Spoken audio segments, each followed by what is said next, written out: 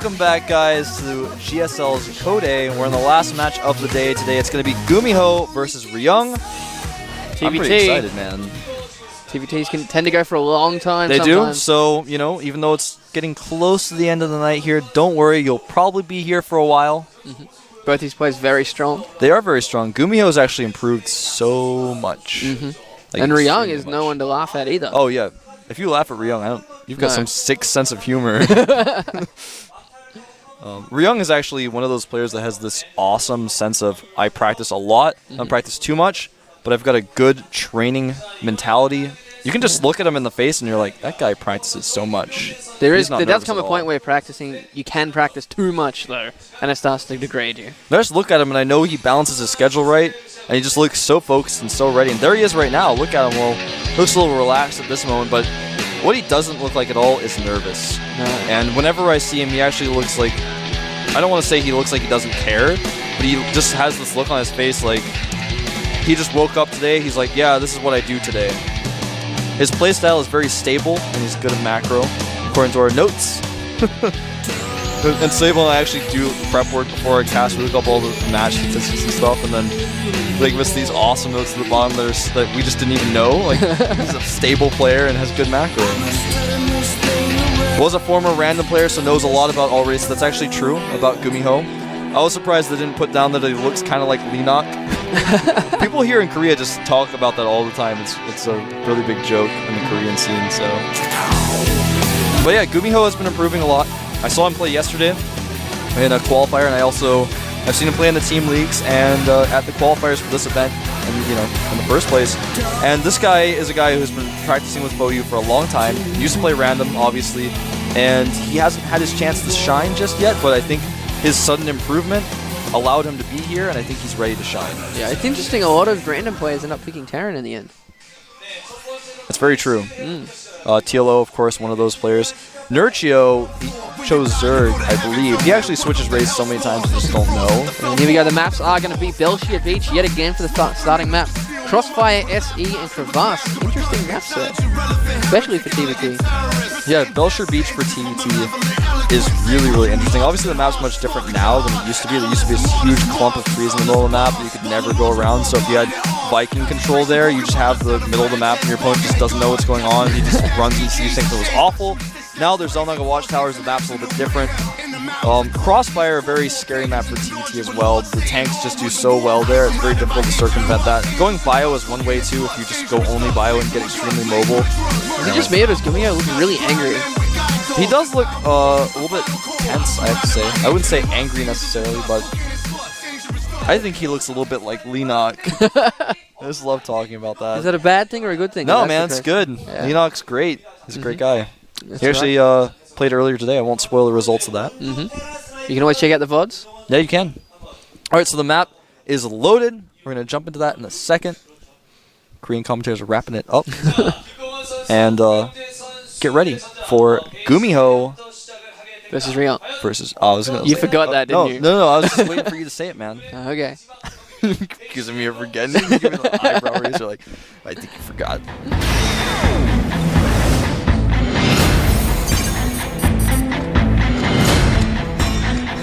All right, over here at the bottom right, a Terran player on the team Slayers, which has been doing really well here recently. I can't wait to see his intro. He is known as Slayers. Ryung. Huh? Huh? I just don't get it. Unstable. I just don't get it. Oh, that was Ryung. Yep, there he is. They're actually gonna have Leenock do the intro for GuMiho. Soul is what Ryung means in Korean. GuMiho? How are you? That's it looks like he's riding the donkey. Yeah, he's got that donkey is justifiable, man. So it looks like we are going to see a gas first build from GuMiho as Ryung proxies his first barracks at the natural of GuMiho. This is an interesting choice, especially on Belshir. He doesn't feel confident on it at all. Proxies 2 barracks. Yes. And definitely doesn't feel confident. I think that's actually exactly what the case is. This actually is something people have started to do, and I'll tell you why, but you already know. People have been going gas first a lot now. If you do this build and your opponent goes gas first, there's almost no way he's going to hold it. Even if he scouts it, if he makes a bunker, it gets a little weird. Yeah. So we'll see. If he doesn't scout it at all, it's going to be really difficult for him to defend. Now he's going to send that scout in at a very normal timing. He is coming in from the top angle, though. Some people might be tipped off by that, but he's not going to see the proxy. It's going to be huge here for Ryung. Oh man, if he knows now too that his opponent went gas first, he knows the timing. It would be great if he actually just waited and got like 3 or 4 Marines and then went in. Just wait until that SCV gets to the front of his base. But by the looks of it, I'm just looking on the minimap here. What is that? Is he walling himself off? Oh.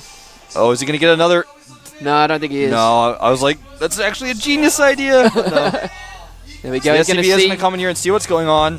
And now he's going to, of course, want to attack before any bunker goes up. He's actually got 2 SCVs. He's got a Ghost Academy. He's going fast Ghost. That's actually extremely unusual. He's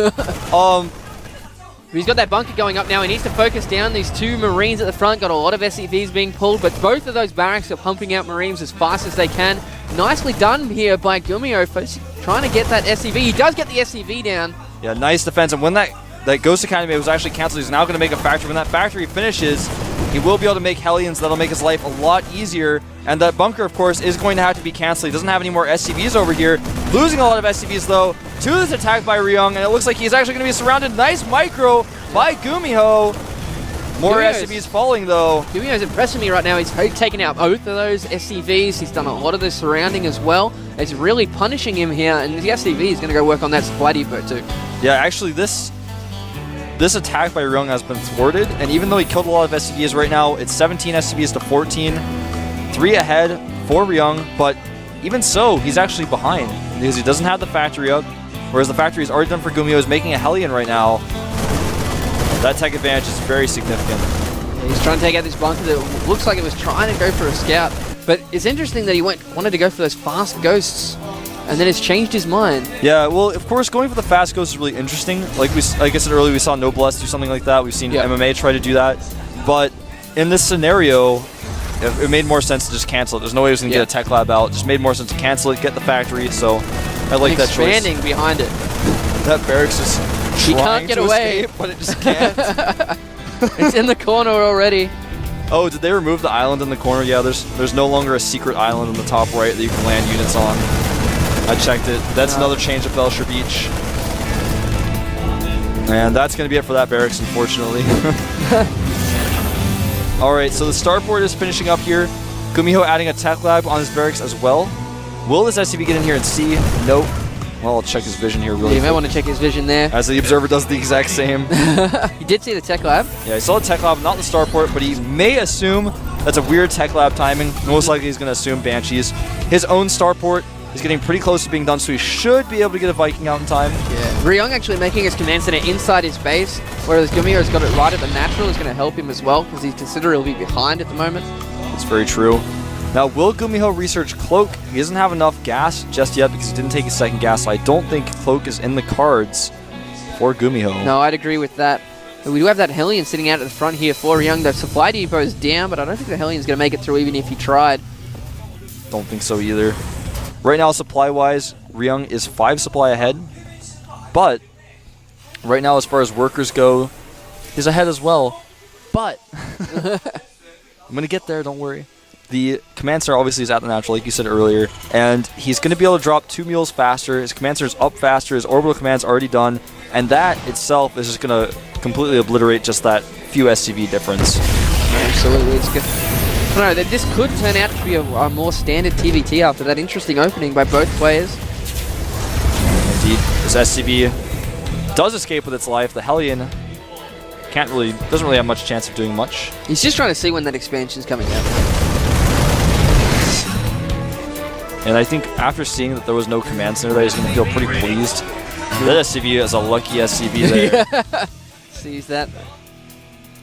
And the Banshee forced to retreat, at least initially here. Banshees can actually destroy Marines so easily when there are no Vikings around.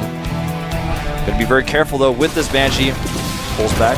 Takes 2 shots to kill a Marine. Now the Viking's out. Banshee's gonna have to just do what she can and then leave. Does see that command center in the base though, so at least he knows that there's going to be an expansion very shortly. Sees a couple of tanks as well. More players need to just, when they're losing that Banshee, they just need to attack with it instead of just trying to run away, because it's just not going to get away in those kind of situations. It's like running Marines from Speedwings or in ZVZ, not having speed yet. It's Exactly. Just turn around and attack something. Exactly. Anyway, now Ryung does have 2 Vikings out, and he's going to move forward with those, try to scout with them a little bit. And it looks like GuMiho is going to move forward, maybe catch one of those Vikings. Does not. Oh, he may get a shot of it in a second. That Viking getting a little bit close to death a few times there. Now, GuMiho is actually getting his siege mode up, doing a pretty good job of teching, as his opponent is. It's a pretty close game, Unstable. It is. After that, an interesting start. It has evened out very well. Both these guys looking fairly similar in both the unit composition and army count as well. This is true. A Viking over here in the natural does get chased away. Now, GuMiho has a pretty decent army. He's going to push out with it a little bit. Ryung, though, has a pretty decent army himself, and oops. Still got a couple of shots off on that Viking, though. That's true. So really even army sizes, neither player can really be aggressive. They're both on 2 bases in almost the exact same situation. This game couldn't really be any more close. Right now for GuMiho, though, he is actually researching combat shields. Looks like he may want to go a little bit more bio-oriented. Whereas Ryung is adding in reactors to a barracks. He's actually adding some more barracks, so he's going to be going bio as well eventually, as soon as he can get those production facilities up. This is pretty close. Siege is up first for Ryung. Does, of course, force GuMiho to retreat. Yeah. I can see this map being very difficult to move forward with your siege tanks, just because of all the different avenues as well. Very true. Now, in the mini-map, it looks like you can walk through the trees in the middle of the map. I don't think you can, though. No, you can't. So that is like kind of misleading for those of you guys who may be watching at home. You can't actually walk through there. So basically there's this huge chunk of trees in the middle of the map that has to be avoided. Zelnaga watchtowers give vision, but not enough vision to see around the entire group of trees. Sieging up near this gold here for Ryung. Uh-oh, these Marines may run into tanks. Oh, there we go. Well, there's a couple of Marines there. Yeah, Looks like he's going to go for a drop. Yeah, he may decide to drop. I don't think he's going to try to drop on top of those tanks, but he's actually dropping the Marines, taking a long roundabout path with that dropship. He will eventually That's the end up in smartest thing to GuMiho's do at base. the moment, though, because Yeah. GuMiho does have that second watchtower by the looks of it. He doesn't really know exactly what his opponent can see, so it's a very smart move to take the long roundabout path with that dropship. Both players dead even on supply, 110, 111. Just very, very close this entire game, which is kind of unusual because normally you don't see a situation like that after a 2-barracks proxy. Yeah, it is very interesting. But it just came down to that amazing control by GuMiho there. So we are going to have that dropship going around the left. Is he going to be seen by something? We're not sure. There is a Viking parked there. Is he going to be able to see it? Nope. No, does not see it, but he is moving forward into the natural here of Ryung at the same time. There we go. The Viking has seen the dropship now, running away from it there. As we do have Marines being popped out, he's going to go to work on those supply depots, but he still has that very dangerous group of units down in his natural. Oh, and they are actually going to take some siege fire in the natural, losing a few Marines there. A lot of those Marines on low hit points. Close call there. And the Marines do get cleaned up in the main after taking out several units and a supply depot. This puts Ryung at a significant advantage, though. It does. He did get quite a few hits off on that group of Marines down there near his natural, just due to the fact that he moved forward right as he dropped that dropship in his main. Taking a third now here for Ryung. Yeah, a smart move to take that third after he got the few volleys off on those tanks and just was able to damage a lot of those units. It's very smart. He's taken that lead. He can make the command, so he doesn't have to make it at the third. He's just making it in his natural, just playing it really safe, but also trying to get ahead. So it looks like they're going to engage here in the middle. No, GuMiho deciding to make the better of it. Just back off. He hasn't gone for his third base yet, though. Nope. Stim just finishing up here for GuMiho as well. Didn't have Stim until just this very moment. I wouldn't be surprised to see Ryung take that gold as his third. I wouldn't be surprised either. In fact, he's breaking the rocks down now. This is a pretty huge drop. 3 drops, 2 full of Marines, and one with 2 siege tanks. Coming around here, it will be spotted by this Viking, but will he be able to react in time? There's 3 dropships full of units, dropping all of them there. The siege tank's going to work. He's going to get a lot of supply depot kills at the very least here. There is a Viking going to work on that. And here comes Ryung to go and defend this. Yeah, moving forward with all his Marines. Those Marines were on move command. Now they might all die. Losing a lot more units here than he should have. At the same time, GuMiho coming into the natural down on the left. He's got a good force of Marines going to come through. We'll get a lot of SC vehicles if he's not careful. There's quite a few Marines from Ryung. Siege mode going to work as well. Yeah, he could have done a little bit more damage there, but a nice move nonetheless. And finally, the tanks in the main are cleaned up. The supply, though, reset back to even 118 to 115, whereas Ryung had a 20 supply lead just moments before. Now GuMiho actually speeding ahead up to 120 after taking out a few units with his own siege tanks. Yeah, he's also taking his own third here at the moment. He's going straight into the natural in that command center for Ryung, moving all the way across to the gold. But he can't really move his siege tanks at the moment. No, it's very difficult for him to do so. But he does have enough units where he feels comfortable securing that third base location. Going to destroy the rocks before his command center. Most likely will not kill his own command center, although his teammate has been known to do that in the past while trying to clear out rocks at gold bases. And then wins the game. Alright, so GuMiho has decided to pull back with his soft contain, realizing it's just not really fruitful anymore.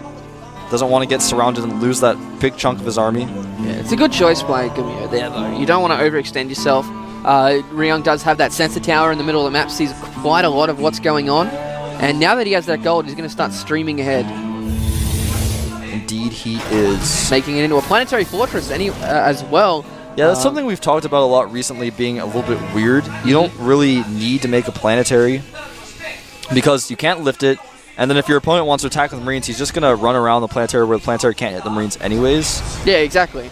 So and the Marines aren't going to go in range. The siege tank's going to go to work on it anyway, and you might as well have that extra. But it's a 6 of one, half dozen of the other. We do have another drop going down here in the main for Ryung. He's got 2 dropships per unit. Already a siege tank there, ready to go. It is going to be taken out, but the Marine reinforcements are going to be able to take out this drop. And looks like GuMiho going to go for it here on the left-hand side. Just moving forwards. Marines all the way up there, half sieging, half not. It's going to be all the way in range of this, but Ryung coming in from the north as well. GuMiho having more tanks left at the back, but he is still going to be cleaned up here. Whoa, so much carnage. GuMiho, I'm just sitting here watching this. I was actually speechless during that moment. GuMiho just had so many tanks in so many different places. He tricked Ryung into thinking, oh, you can flank me from the north. But as it turned out, he actually had tanks ready for that too. Exactly. And he just crushed everything. There's still a few Marines left in the main here. Going just gonna sit there and just go, no, I'm not going to die. Just lift up. Yeah, I mean, that's the thing like we were talking about earlier. You can just put those Marines behind the planetary and then who cares? And they're just going to work on these depots. GuMiho having that third base up for quite some time now. Remember, it's not a gold base, but he does have that third base up, which does have the ability to have 2 gases. Whoa, pulling all the SCVs to chase off those Marines. That's a bit of a... bit wonky. Yeah. Now, GuMiho has a very sizable army. It looks like he will try to attack this planetary, which, remember, cannot lift. He's going to get this sensor tower first. Yeah, streaming in some Marines to take out that tank. Nicely done. He's also moving forward here. He needs to be careful of that tank down the south of Ryung, though. Yeah, he's having to scan both locations. His tank splitting was pretty good from Ryung, but is it going to be enough to keep this planetary alive? I don't think so. No, he's got to be watching his positioning here, though. Needs to focus down that tank. There we go. Marines going in a little bit too far, getting hit by that planetary fortress. More tanks coming down here for GuMiho. Things are looking really bad. Oh, sieging a little bit too close there. One of the tanks being taken out. Yeah, nice little planetary kill there. But, you know, when your planetary isn't giving you gold minerals... sorry to cut you off, but there's another drop here. Just 3 Marines at the back, and all the SCVs being pulled yet again. Indeed, and he may actually do it again. I was just going to say, when your planetary isn't getting you gold minerals, it's just dying, and you're trying to repair it, and you're just losing money because of it. It's actually going to die by the looks of it here. Getting very, very close. There's not enough SCVs to repair it. It does fall. And, you know, when that happens to you and you're just repairing and repairing and you actually just can't keep it alive, it makes you wonder why you made a planetary instead of an orbital command. There we go, and looks like Ryung actually flanked here by the looks of it. Unsieged tanks going to work. And it looks like he is going to be cleaned up. The siege tanks behind Marines, not good. Just too many units. Two beginning units here for GuMiho. We're looking at 143 supply to 53. There's the GG. GG, GuMiho, pretty good. Did not expect the game to go that way after the openings, but Nor did I, Unstable. After Ryung did that opening, he got significantly ahead, just having better macro, and then GuMiho just tore him apart and just holding on him in all these different constantly areas. dropping Ryung as well. Yeah. Did not help. I can't believe Ryung lost while he was drinking Pocari Sweat. Pocari Sweat is so good. If you come to Korea, you should drink it. I still haven't tried something. I have some Pocari Sweat actually with me here at the studio. Oh, okay. I can't avoid it any longer. I really like it. It's very, very good. So there's GuMiho putting his headset back in. He's actually got to be feeling so confident at this point. He's one map up, going into a very interesting map. Yeah, the map is Crevasse, or excuse me, Crossfire, not Crevasse. So this map actually really lends itself to two different styles. There's the tanks, basically tank marine style, and then there's just the pure bio style. Because if you have the tank marine style, you control the middle of the map, you control the ramps, and then it's very difficult for your opponent to try to go through that area, especially if you have the towers. The towers are so important on this map because it's impossible to rush down the tower with bio. You can't really split your bio against the tanks that are there, so when they have that tower that has vision for your tanks, etc., it gets really nasty. But if you go pure bio, you're extremely mobile. You just have to run around the sides of the map, and basically you take a third and a fourth base and make sure that your opponent can't using that bio. So that's one style you can see on this map, but I don't think it's as effective. We'll see which way it goes. It depends on who's controlling those units at the same time. That's very true. But I definitely think we're going to see a very unorthodox playstyle coming in from both these guys on this map. It's not a map you see many TVTs on at all. That's very true. Yeah. So, just a moment. Countdown will start. GuMiho, a player who not only looks like Leenock, but has just improved so much. He has. I can't stress it enough. I actually thought he was so bad before. And then some of our players at the team house started hitting him on the ladder. And I was like, oh, that's GuMiho. He's okay. Yeah. They're like, no, I mean, he was pretty good. I was like, yeah, I mean, he's okay. And then they hit him again. I was like, yeah, he's actually pretty good. Then comes here and qualifies for Code A, does well in the team league. Actually, he's really good. So. It happens a lot, though, with a lot of the players from Korea. You only see a couple of games of them. You see them not perform their best. And it puts that it's the first impression that you get. And it's very hard to break that out. But as we do go into the game now, we'll see how we go. Yeah, we will. Map is Crossfire. The players are Ryung and GuMiho. GuMiho up 1-0. Let's find out if he can make that a 2-0, or will Ryung tie it up 1-1 here on Crossfire. Tried to time it out. It didn't work. It didn't work very well, no. Frustrated.